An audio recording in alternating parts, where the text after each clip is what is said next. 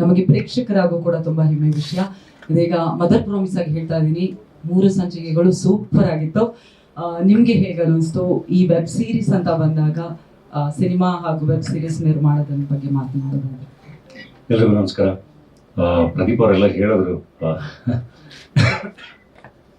ನನಗೆ first web ಸೀರೀಸ್ಗೆ actually first GL web series ಅಂತ ಶುರುವಾಗಬೇಕಾದ್ರೆ ಫಸ್ಟ್ ಕಾಲ್ ಬಂದಿದೆ ಆ್ಯಕ್ಚುಲಿ ನನಗೆ, ಒಂದು ಹೀಗೆ ಸೀರೀಸ್ ಮಾಡೋಣ ಅಂತೆಲ್ಲ ಹೇಳಿದಾಗ.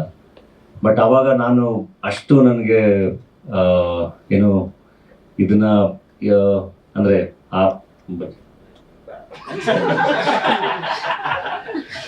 ಅಂದರೆ ಅದನ್ನು ಹೆಂಗೆ ಎಕ್ಸಿಕ್ಯೂಟ್ ಮಾಡ್ಬೋದು ಏನು ಅನ್ನೋದ್ರ ಬಗ್ಗೆ ಐಡಿಯಾ ಇರಲಿಲ್ಲ. ಅಂದರೆ ವೆಬ್ ಸೀರೀಸ್ ಆಗಿ ನಾನು ಹೆಂಗೆ ಅದನ್ನು ಒಂದು ಟೀಮ್ ಇಟ್ಕೊಂಡು ಕೆಲಸ ಮಾಡ್ಬೋದು ಅನ್ನೋದ್ರ ಬಗ್ಗೆ. ಸೊ ನೋಡ್ತಾ ಇದ್ದೆ, ಅಂದರೆ ಏನು ಮಾಡ್ತಾ ಇದ್ದಾರೆ ಅಂತ ಹೇಳಿ. ಸೊ ಅಯ್ಯನೇ ಮನೆ ಬಂತು, ಚೆನ್ನಾಗಾಯಿತು. ಅದಾದಮೇಲೆ ಬ್ಯಾಕ್ ಟು ಬ್ಯಾಕ್ ಸೀರೀಸ್ಗಳೆಲ್ಲ ಬಂತು.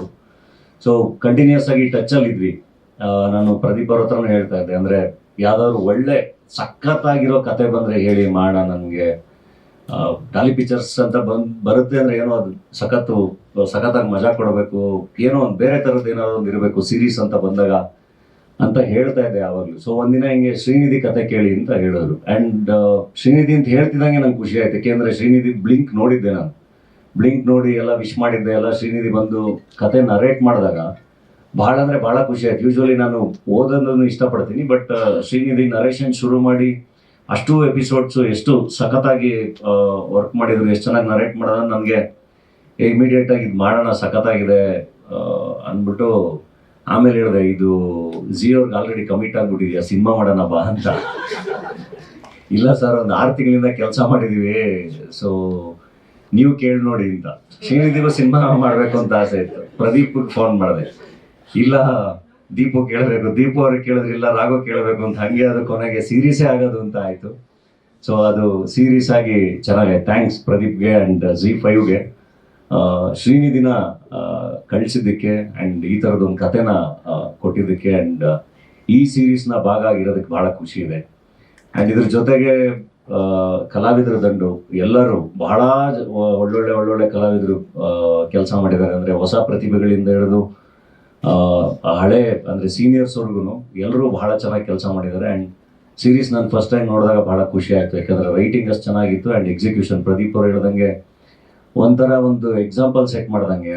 ಒಂದು ಈಗ ಪ್ರೀ ಪ್ರೊಡಕ್ಷನ್ಗೆ ಎಷ್ಟೇ ಟೈಮ್ ತೊಗೊಂಡ್ರು, ಈ ಶೂಟಿಂಗ್ ಅಂತ ಬಂದಾಗ, ಪೋಸ್ಟ್ ಪ್ರೊಡಕ್ಷನ್ ಅಂತ ಬಂದಾಗ ತುಂಬ ಸ್ಪೀಡಾಗಿ ಕೆಲಸ ಮಾಡೋಕ್ಕೆ ಸಾಧ್ಯ, ಚೆನ್ನಾಗಿ ಕೆಲಸ ಮಾಡೋಕ್ಕೆ ಸಾಧ್ಯ ಅನ್ನೋದನ್ನು ಇಡೀ ಟೀಮ್ ಪ್ರೂವ್ ಮಾಡಿಕೊಟ್ಟಿದೆ. ಅದು ZEE5 ಟೀಮ್ ಆಗಲಿ, ತೇಜಸ್ ಗಣೇಶ್ ಅಥವಾ ನಮ್ಮ ಡಾಲಿ ಪಿಕ್ಚರ್ಸ್ ಮುರಳಿ, ನಮ್ಮ ಯದು ಎಲ್ಲರೂ ಭಾಳ ಚೆನ್ನಾಗಿ ಕೆಲಸ ಮಾಡಿದ್ದಾರೆ. ಮ್ಯೂಸಿಕ್ ಡೈರೆಕ್ಟರು, ಸಿನಿಮಾಟೋಗ್ರಫರು ಎಲ್ಲರೂ ಭಾಳ ಖುಷಿ ಇದೆ. ಭಾಳ ಖುಷಿಯಿಂದ ಪ್ರೆಸೆಂಟ್ ಮಾಡ್ತಾ ಇದ್ದೀವಿ. ಆ್ಯಂಡ್ ನಾನು ಯಾವಾಗಲೂ ನಂಬೋದು, ಯಾವುದಾದ್ರೂ ಒಂದು ಒಳ್ಳೆ ಜಾಗದಲ್ಲಿದ್ದಾಗ, ಒಳ್ಳೆ ಪೊಸಿಷನಲ್ಲಿದ್ದಾಗ, ಕಾಂಟ್ರಿಬ್ಯೂಟ್ ಮಾಡುವಂಥ ಜಾಗದಲ್ಲಿದ್ದಾಗ ಎಷ್ಟಾಗುತ್ತೆ ಅಷ್ಟು ಏನಾದರೂ ಮಾಡಬೇಕು ಅಂತ, ಏನಾದರೂ ಕನ್ಸಿಸ್ಟೆಂಟಾಗಿ ಮಾಡಬೇಕು ಅಂತ. ಸೊ ಐ ಥಿಂಕ್ ZEE5 ಕೂಡ ಹಂಗೆ ಯೋಚನೆ ಮಾಡುತ್ತೆ. ಈಗ ಅವ್ರು ಕಂಟಿನ್ಯೂಸ್ ಆಗಿ ಸೀರೀಸ್ಗಳು ಮಾಡ್ತಿರೋದ್ರಿಂದ ಬಹಳಷ್ಟು ಪ್ರತಿಭೆಗಳಿಗೆ ಜಾಗ ಸಿಗ್ತಾ ಇದೆ, ಒಂದು ಪ್ಲ್ಯಾಟ್ಫಾರ್ಮ್ ಸಿಗ್ತಾ ಇದೆ. ಅದು ಹಿಂಗೆ ತುಂಬ ದೊಡ್ಡದಾಗಿ ಆಗಲಿ, ನಿರಂತರವಾಗಿ ಆಗಲಿ, ತುಂಬ ಚೆನ್ನಾಗಾಗಲಿ. ದೊಡ್ಡ ಸಿನಿಮಾಗಳ ಜೊತೆ ಹೊಸಬರ ಸಿನಿಮಾಗಳಿಗೂ ಕೂಡ ಬಹಳ ಡಿಫ್ರೆನ್ಸ್ ಮಾಡೋವಂಥ ತಾಕತ್ತಿದೆ ZEE5ಗೆ. ಅದು ಕೂಡ ಆಗಲಿ ತುಂಬ ಚೆನ್ನಾಗಿ ಅಂತ ಹೇಳಿ ಹೇಳ್ತೀನಿ. Thank you so much sir.